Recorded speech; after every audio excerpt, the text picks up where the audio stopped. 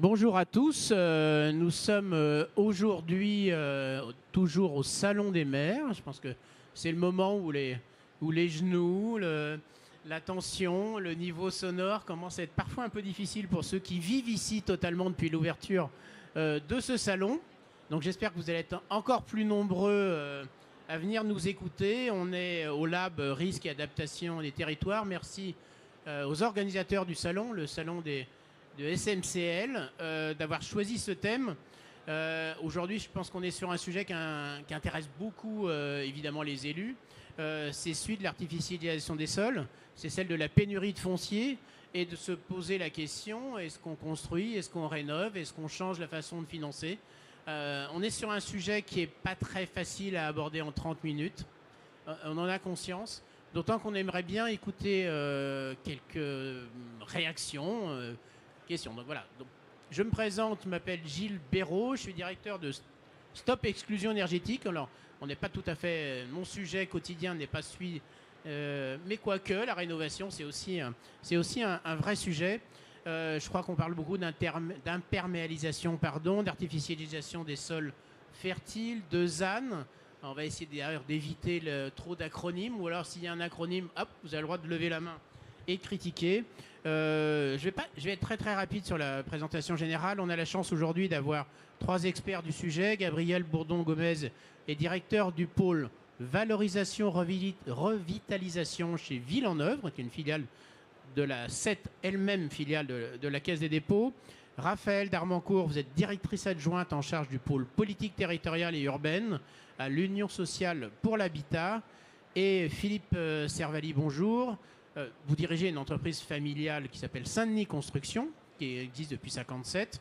Maçonnerie, gros œuvre, dans tout le secteur de Saint-Denis, évidemment avec une 50aine de salariés. Mais ici, vous êtes là en tant que porte-parole de ce monde du bâtiment, de la FFB. Et vous présidez la FFB Grand Paris Île-de-France et êtes membre exécutif national de la FFB, et particulièrement sur les sujets économiques. La commission économique qui est pas la plus petite commission, je crois, de la FFB. Bon, Gabriel, on va rentrer tout de suite dans le sujet. On a une nécessité, c'est limiter l'extension urbaine avec le foncier existant. On parlera évidemment de construction nouvelle aussi. Bon, maintenant, comment on fait là, pour définir une stratégie opérationnelle? Vous avez des maires, des élus devant vous, des présidents d'agglomération, leurs conseillers. Vous avez aussi évidemment les agents. Voilà, comment on fait, comment on aborde le sujet? Et vous avez 2 minutes, évidemment. Bon. Bonjour à tous. Alors, c'est une très vaste question. Moi, ce que je peux vous partager, c'est comment on aborde le sujet au sein du groupe 7. Donc, au sein d'une 50aine de personnes, équipe pluridisciplinaire, qui est vraiment sur un ADN de l'engagement opérationnel, très complémentaire d'une autre unité du groupe qui est beaucoup sur la planification et la prospective. Donc, nous, on est vraiment entré sur la stratégie et l'engagement opérationnel. Alors, ce sujet, en fait, on peut le prendre de différentes façons. Les centres anciens, le pavillonnaire à densifier, la question des friches. Moi, je pourrais prendre un exemple, parce que j'y suis très sensible, c'est la question des friches. Et évidemment, c'est un gisement foncier extrêmement intéressant. Il y a quelques étapes clés qu'on va aborder pour construire et bâtir une stratégie opérationnelle. Un, c'est de qualifier la vocation du site et sa capacité à donner un usage résidentiel. Évidemment, les friches, elles ne sont pas forcément toujours toutes adaptées. Un vrai sujet technique à aborder, et derrière, on verra qu'il y a un coût. Deuxièmement, il y a bien évidemment une analyse de marché. Analyser le marché, c'est est-ce qu'on est en zone tendue, détendue, quelle est la dynamique sur le territoire, quels sont les produits concurrentiels, et surtout, quelle est la capacité d'absorption sur les différents produits résidentiels. Évidemment en différents types d'accession, mais on va aussi parler du logement social. Troisième étape qui est extrêmement importante, c'est de qualifier le contexte opérationnel. Et pour nous, dans nos missions, c'est extrêmement important dès le début d'identifier tous les investisseurs et opérateurs potentiels et de comprendre quelles sont leurs conditions d'engagement, leurs conditions opérationnelles, leur stratégie, parce qu'on va composer avec eux. Et ça, c'est fondamental. Donc la première étape, c'est comprendre ce qui existe, quels sont les potentiels. Et ça c'est votre job? C'est celui de Ville-en-Œuvre? Ça, c'est celui de notre équipe d'une 50aine de personnes Ville-en-Œuvre au sein du groupe 7. Et on mène ça au quotidien auprès de collectivités, mais aussi également auprès d'opérateurs comme des EPF qui portent le foncier, qui sont en début de chaîne. Et il y a un point aussi sur lequel je voulais vraiment insister, et évidemment c'est un sujet qui doit être ici présent dans beaucoup de discussions. Parmi le tour de table de ces acteurs potentiels, financeurs et parties prenantes, évidemment, il y a les collectivités et leur soutenabilité financière, puisque tôt ou tard, la question des friches, elle est très régulièrement déficitaire, et la question est de savoir dans quelle mesure elles peuvent contribuer par rapport à leur PPI sur le mandat en cours. Merci. Alors, Raphaël, déjà, on n'arrête pas de... Enfin, je crois que les élus se font assez facilement engueuler en disant « Bon, il est où l'habitat social ? Faut construire, faut construire. » Et après, on vous dit « Mais non, non, attendez, on ne fait pas d'artificialisation. Comment on gère ça ?» Alors, il y a de la rénovation. Moi, je vous parlais de Stop Exclusion Énergétique qui est mon organisation, mais nous, on accompagne des propriétaires. Il y a beaucoup de travail. Mais l'habitat social a déjà beaucoup avancé sur la rénovation. Donc, c'est quoi les prochaines étapes et comment vous réagissez quand on vous dit non, non, pas d'artificialisation ? Alors, je ne vais pas vous répondre sur la rénovation parce que c'est un autre sujet sur lequel les organismes HLM sont très à l'aise, puisqu'en fait, les organismes HLM, ce sont des professionnels de la gestion d'actifs immobiliers et la question de la rénovation de leur parc, c'est un des éléments de leur quotidien.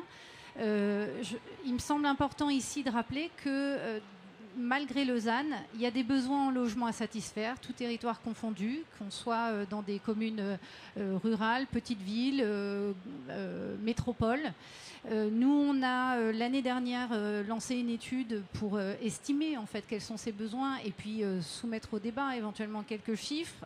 Les chiffres, c'est plus de 500 000 logements à produire sur la période 2024-2040.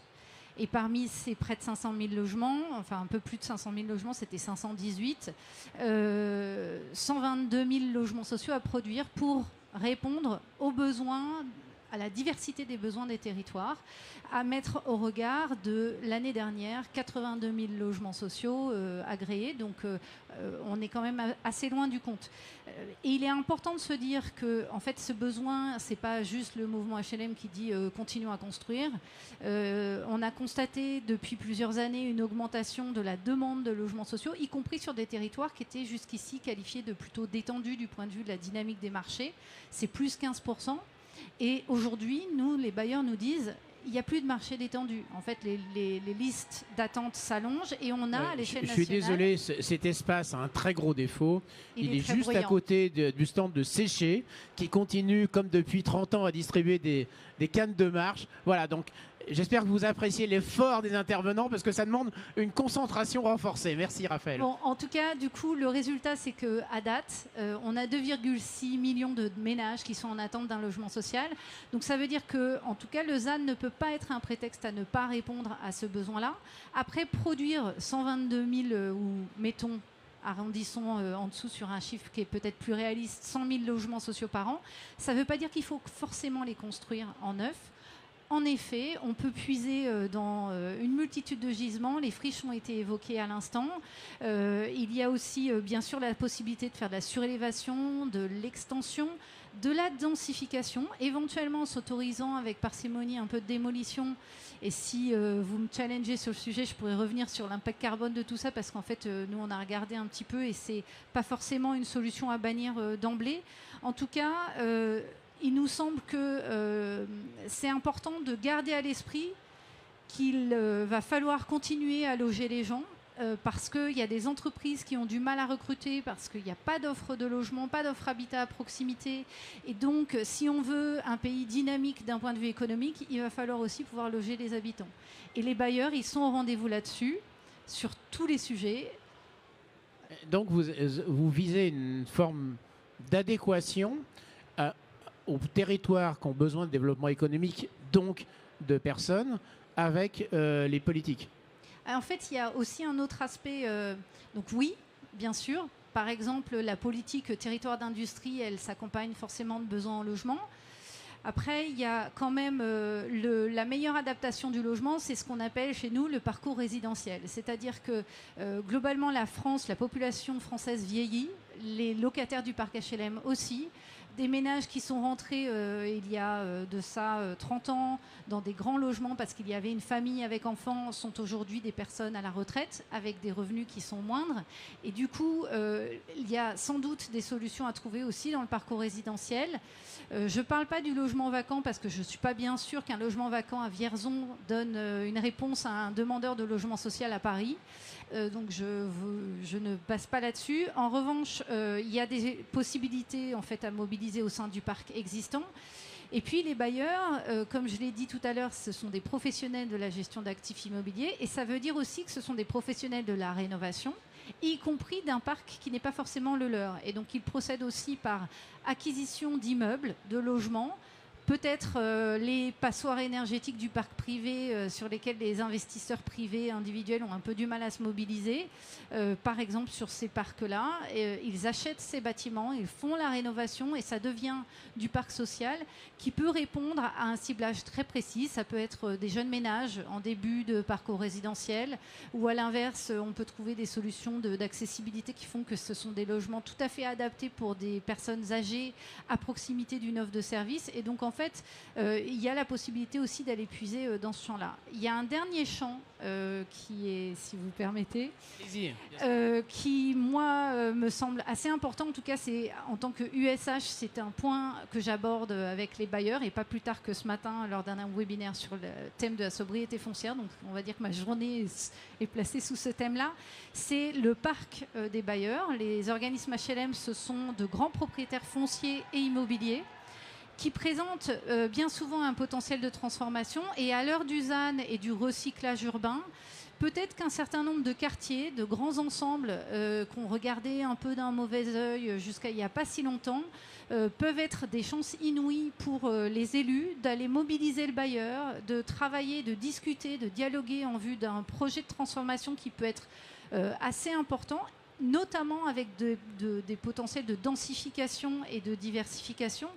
Et en tout cas, moi j'appelle les élus à interpeller les bailleurs de leur territoire et leur poser cette question de comment ils envisagent la mobilisation de leur patrimoine dans une perspective ZAN, que ce soit pour produire plus de logements sociaux, mais aussi d'autres produits, que ce soit du locatif libre, de l'accession libre, voire même des équipements de proximité, etc. Tout est possible. Et ça se fait.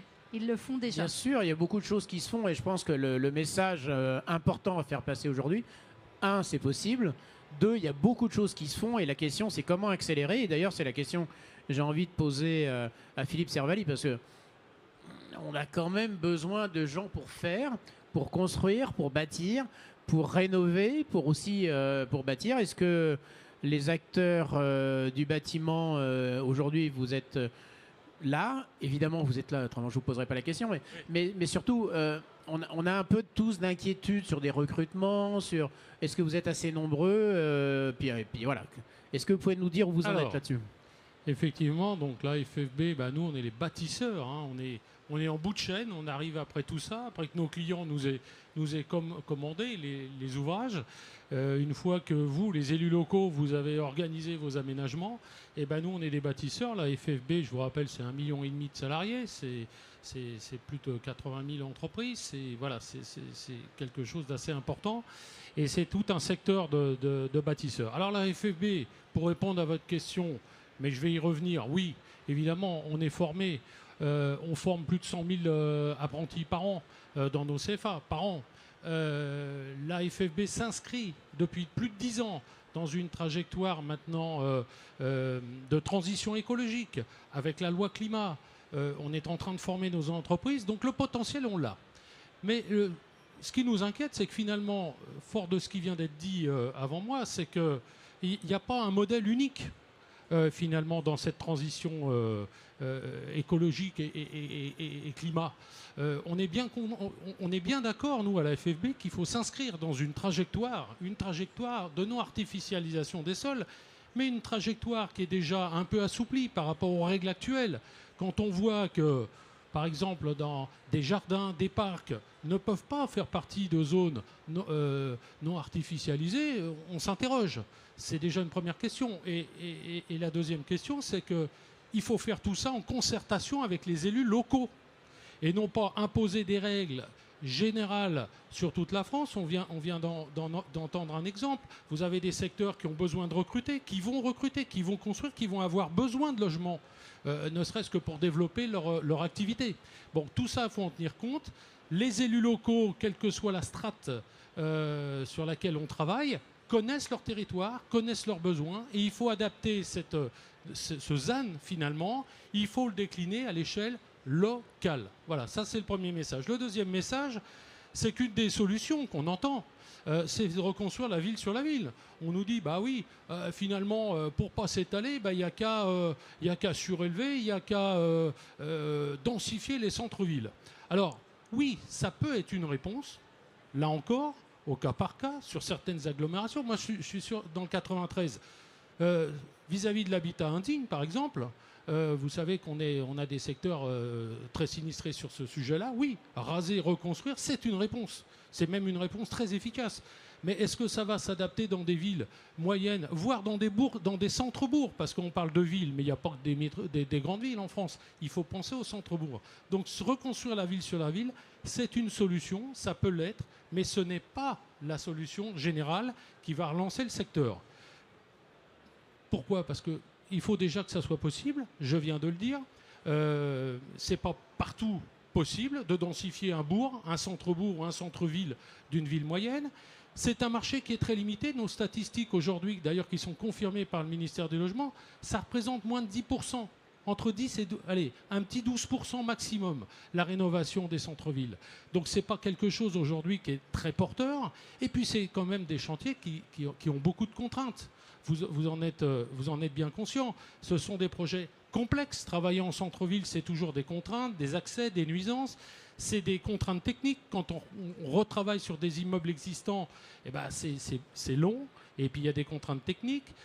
Pour organiser ces rénovations, il y a un problème temporel. Vous multipliez par 2, par 3 des opérations sur des zones dites constructibles.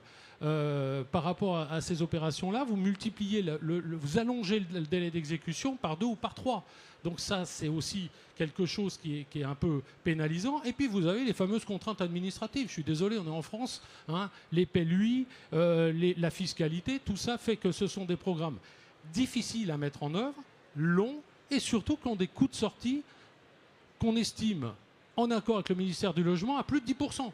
Or, vous savez que nos concitoyens aujourd'hui, ils ont une solvabilité difficile.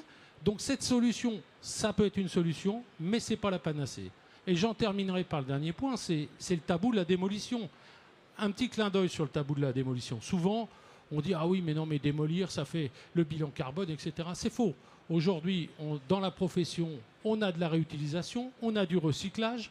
Voilà, ce qui fait que les bilans carbone sur ces opérations, et notamment dans le cas de l'habitat indigne, où vous ne pouvez plus sauver les bâtis sont dans un tel état de délabrement que même une réhabilitation lourde, ça vaut plus le coup. Il ne faut pas hésiter, effectivement, à requalifier ces zones. Voilà. Merci. Et, sur l'aspect administratif, c'est vrai que juste à côté de nous, il y a Cool Roof qui est lauréat de la précarité, des trophées de la précarité énergétique cette année, et effectivement qui blanchit les toits, sauf qu'évidemment les ABF nous laissent pas faire. Voilà, une petite réaction et ensuite je reviendrai vers Gabriel. Oui, je voulais juste réagir. On est passé à, je vais me permettre le terme, du dogme de dire que la démolition c'était mauvais pour la planète, c'était mauvais pour le bilan carbone.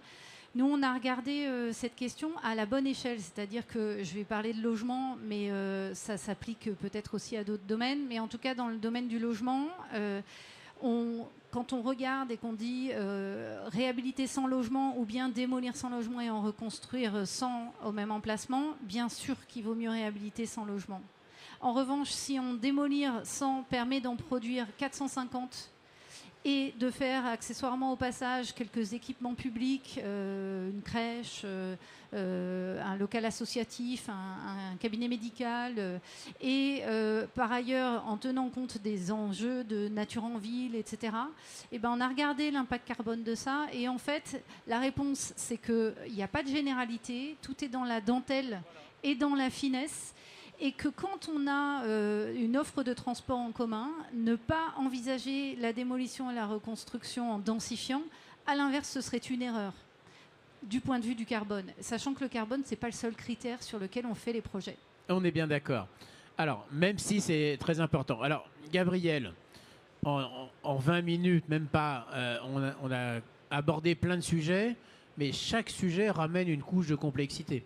On parle de démolir, de pas démolir, de rehausser, de densifier. Est-ce que quand on fait de l'habitat social, on fait du pavillon ou est-ce qu'on fait du vertical? Il y a une tour célèbre, légèrement discutée, qui est la tour triangulaire, qui est tout près d'ici. On voit bien dès qu'on fait une tour aujourd'hui.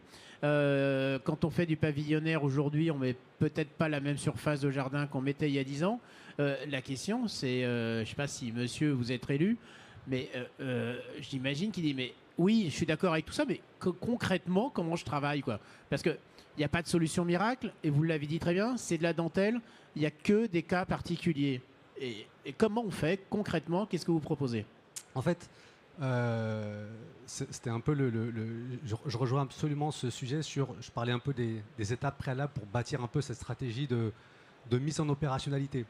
De fait, c'est du sur-mesure et il faut savoir que si je reviens un peu à ce qu'on fait nous au quotidien par rapport à ces sujets-là, qui sont de construire du coup une stratégie, et ça prend du temps de construire une stratégie. Ça prend du temps parce qu'il y a le temps de l'élu, il y a le temps de l'aménagement, il y a le temps effectivement de la construction et de l'attente aussi par rapport aux occupants.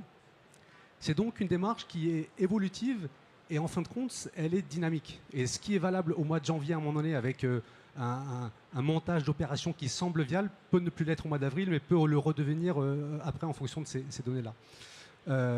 Et puis je crois que dans un peu sous-jacent dans la question, c'était un peu qui peut être partie prenante de la mise en œuvre effectivement de ces sujets de densification ou de réhabilitation. Voilà. Si je reprends un peu l'exemple de la friche, on se rend compte qu'on a du mal à mettre une architecture opérationnelle assez conventionnelle, au sens une structure qui porte, qui vend un ménageur, qui vend un promoteur, qui vend un investisseur.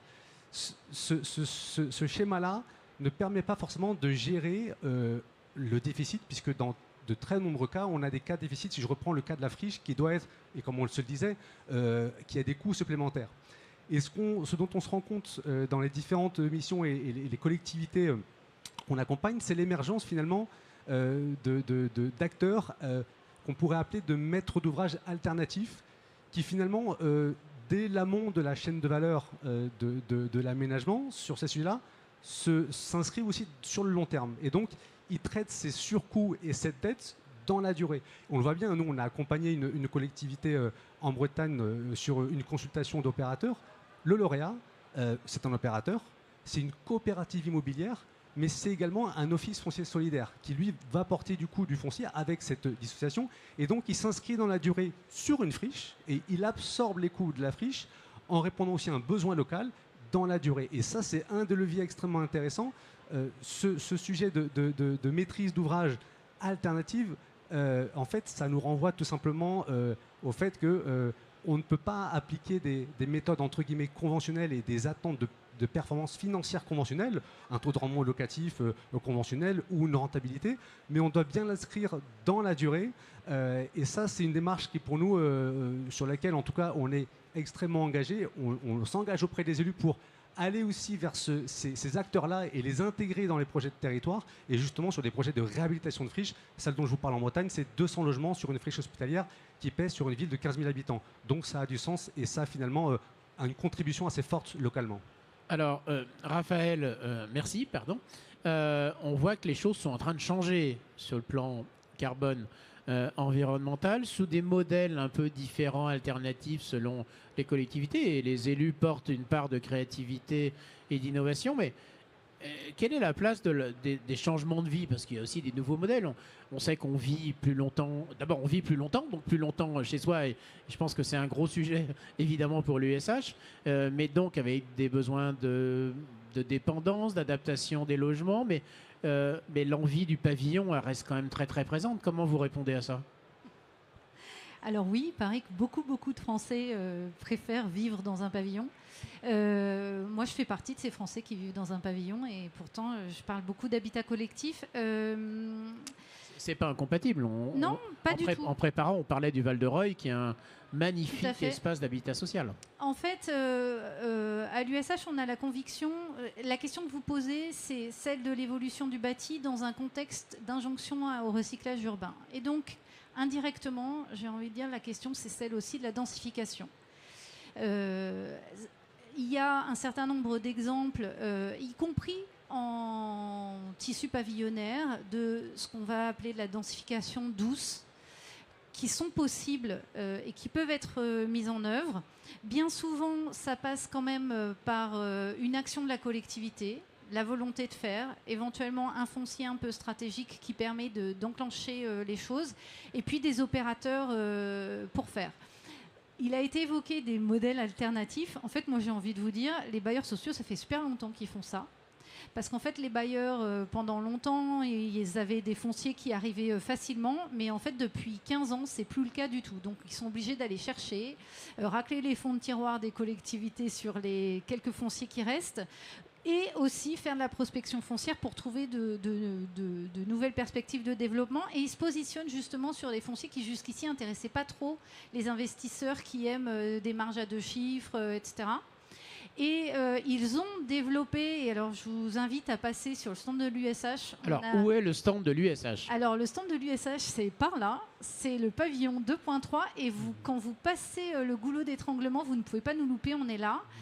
Et il y a quelques exemplaires. Donc 2.3, parce que c'est en Voilà. Je suppose qu'on le trouve en téléchargement. Il sera en téléchargement parce que on a voulu illustrer que, en fait, l'objectif ZAN, même si l'acronyme agace, en vérité, la sobriété foncière, elle date pas de la loi climat. Elle date de la loi SRU, c'est-à-dire les années 2000. Et ça fait bien longtemps que les élus se sont déjà mobilisés. Et à leur côté, un certain nombre d'opérateurs, parmi lesquels les organismes HLM. Et vous trouverez dans cet ouvrage à la fois des exemples en territoire métropolitain, avec de la densification importante, mais aussi des exemples de projets en zone périurbaine, voire en zone rurale, où on sait travailler avec finesse, avec la qualité architecturale et surtout la qualité paysagère, ce que c'est que la densité en fonction d'un contexte donné. Et sachant que tout à l'heure, il était évoqué le fait qu'il faut des investisseurs qui se projettent à long terme. Bah, typiquement, un bailleur social, c'est un investisseur et un partenaire de long terme. Un OFS, un organisme de foncier solidaire, quand il produit du bail réel solidaire, il est aussi là pour rester dans la durée. Et donc, la qualité de ce qui est produit et de la qualité de l'attractivité du point de vue des ménages, elle est primordiale. Ça fait 40 ans qu'on ne construit plus des bars et des tours comme on le faisait dans les années 70. Hein. Donc en fait, vous avez plein d'exemples ici. Et justement, les bailleurs, du coup, restent pour, si même nécessaire, d'ailleurs, réintervenir et modifier les choses. Vous avez des exemples de recyclage de friches, parce que c'est des modèles qui sont un peu fragiles, mais qu'ils arrivent à faire. Et du bâti ancien aussi. Qu'on soit en zone urbaine dense, à Marseille, il y a un exemple, ou en zone rurale. Merci, je suis désolé, j'ai la dure responsabilité de tenir le timing. D'ailleurs, je vous conseille le congrès des HLM, c'est toujours un moment de créativité, d'innovation très intense, c'est toujours très très intéressant. Bon, on a compris que les métiers étaient en train de changer, le rôle de l'élu a évolué. Parce que de toute façon, rien que le prix du foncier fait que le foncier est de toute façon rare dès qu'il est dans un quartier intéressant. Est-ce que vos métiers changent du côté bâtiment? Ah bah oui, nos métiers ont changé et continuent et sont en évolution permanente. Alors, pour refaire un petit peu et s'adapter à ce qu'on oublie bien un peu souvent en France, malheureusement, et y compris dans notre branche, c'est les clients. Voilà, les acheteurs, nos clients, nos concitoyens. On vient de le dire, nos concitoyens, ils ont quand même des critères. Ils vieillissent, pour certains. Il y a aussi les jeunes, il ne faut pas oublier les primo-accédants. C'est quand même une population qu'il faut loger. C'est très important. Et ces gens-là, ils ont des envies, ils ont des besoins, ils ont des envies. Et l'envie, c'est le pavillonnaire. C'est pas la tour centrale, c'est pas d'habiter au R+20 dans un centre-ville. C'est fini cette époque-là. Alors, il y en a, mais c'est plus le modèle recherché. Le deuxième point, c'est que attention aux conséquences d'une densification anarchique. hein. On est en train d'en voir les conséquences, hein. On est en train de les démolir, les quartiers. Alors on n'est plus dans le même contexte où il fallait construire pas cher, vite, etc. Mais ne refaisons pas les mêmes erreurs. Et enfin, la FFB prône, c'est exactement ce qui vient d'être dit, c'est une mi-densification. On peut très bien, dans les zones pavillonnaires, externes ou proches des villes, faire une mi-densification d'un centre-ville, le requalifier, faire du petit R+2, dans un bourg, faire du petit R+2, du petit R+3, et les gens sont très heureux dans tout ça. Donc voilà, donc oui, les métiers changent. Nous, nos technologies, elles évoluent en permanence. Je ne vais pas vous les développer, c'est pas le sujet d'aujourd'hui. Mais on est là pour répondre aux besoins de nos clients, qui sont nos concitoyens, et bien sûr nos maîtres d'ouvrage et nos élus. Merci. Alors désolé, on ne va pas pouvoir prendre des questions, parce qu'il nous reste que 3 minutes, juste pour un dernier tour de table. Mais évidemment, vos 3 intervenants experts sont à votre disposition. Enfin, je décide pour eux de leur disponibilité, c'est quand même un peu cavalier de ma part, mais je pense que vous prendrez les minutes qui vont bien. Puis surtout, de toute façon, un salon, c'est un moment de prise de contact, de teasing. Et donc, c'est le moment d'échanger vos cartes de visite. Alors, un petit tour de table. Alors, c'est quoi les priorités? Qu'est-ce qu'il faut pour aller plus vite? Parce que la question, là, aujourd'hui, du carbone, du logement des gens, de la qualité de vie, de la santé, parce que l'habitat, c'est d'abord de la qualité de vie et de la santé. Qu'est-ce qui vous manque à vous, côté 7, pour aller plus vite?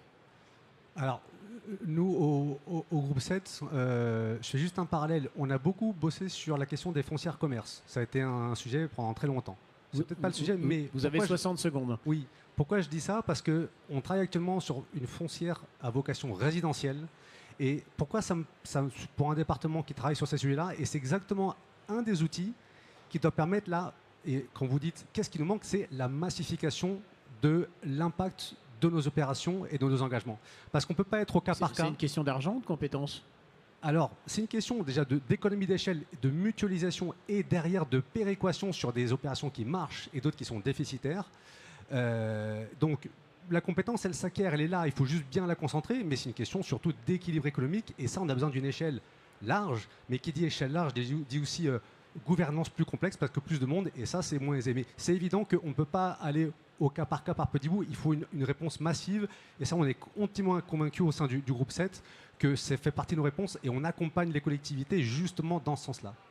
Merci Raphaël Darmoncourt de l'Union sociale de l'habitat. Qu'est-ce qui fait que vous allez respecter les engagements que vous avez pris aujourd'hui en termes de construction de plus de 100 000 logements par an? Des sous. Bon, vous avez compris, du pognon. Alors, en fait, c'est de l'investissement. Quand on parle de foncières résidentielles qui font de la péréquation, par définition, un bailleur social, c'est ça. C'est une grosse foncière résidentielle, mais qui vise un public qui est peut-être qui a besoin d'un petit coup de pouce. Maintenant, je rappelle que 70% des Français peuvent accéder au logement social, que par ailleurs, on fait de l'accession sociale à la propriété, du bail réel solidaire pour pouvoir viser dans des zones notamment touristiques ou de très forte tension, permettre à des ménages qui sont en début de parcours résidentiel d'accéder à la propriété et de se projeter sur un parcours résidentiel. Donc, des opérateurs pour faire, il y en a. Il y a un certain nombre de programmes nationaux qui ont été mis en place. Par exemple, Action Cœur de Ville, c'est quand même un programme qui a un grand succès, qui a permis de produire pas mal de logements dans des territoires... Justement, les villes dont parlait Philippe Sarvelli tout à l'heure. Tout à fait. Et derrière, il y a des déclinaisons qui s'accompagnent de moins de moyens, mais qui s'accompagnent d'ingénierie à destination des collectivités. C'est d'ailleurs le groupe 7, sans doute que Villeneuve l'a évoqué. Hein, les élus, ils ont besoin d'ingénierie pour réfléchir à ces projets-là, des gens en capacité de se projeter sur des modèles économiques qui sont parfois délicats à trouver. Il y a le fonds vert, dans lequel il y a le fonds friche et le fonds renaturation, qui sont des outils qu'on peut avoir envie de mobiliser. On peut espérer que dans les discussions de la loi de finances, ce fonds il ne sera pas trop amputé, parce que c'est un outil qui est quand même à la main des collectivités pour mener tous ces projets-là. Et puis, si on imagine derrière d'autres programmes pour accompagner les collectivités et les bailleurs, ça peut être aussi une façon de répondre à l'enjeu de massification qui est nécessaire. Merci. Et juste un tout petit point. Dernier mot. Un dernier mot, c'est que qui dit ZAN et recyclage urbain diffère avec le déjà là urbain, bâti, mais aussi humain. Et ça veut dire que collectivement, on a aussi à développer une compétence sur aller vers les habitants, les riverains, etc. Et travailler un peu mieux les projets aussi avec les premières personnes concernées. Et sans doute que du coup, c'est la garantie d'une désirabilité sur la densité, sur les produits habitat qu'on peut produire, etc. Et c'est cela aussi, s'adapter au dérèglement climatique, c'est quand même renforcer l'habitat, l'urbanisme, les infrastructures. Philippe Servali, quelques mots de conclusion. C'est pas facile, c'est plus un appel à continuer. Alors, ça va être très rapide. Je vous le dis en 2 mots. Du pragmatisme dans les mesures pour aider effectivement nos concitoyens à se loger. Les besoins, c'est 250 000 logements, hein, tout confondu. Par an, on en est bien loin. Nos concitoyens ne peuvent pas se loger. C'est une bombe sociale à retardement qu'on est en train de créer. Donc il faut 1, du pragmatisme, 2, des mesures concrètes. Ça marchait pas si mal le logement finalement, c'était pas parfait, mais il vaut mieux rouler avec un cylindre de moins et continuer à rouler qu'être à l'arrêt comme on est maintenant pour finir éventuellement par tomber. Et ça, on le refuse. Merci à tous les 3. Merci à tous. Désolé de ne pas avoir pu poser les questions. Pour ma part, je vous donne rendez-vous demain matin ici à 9h30 pour on a une conférence sur les territoires zéro exclusion énergétique. On vous racontera demain. Bonne fin de salon.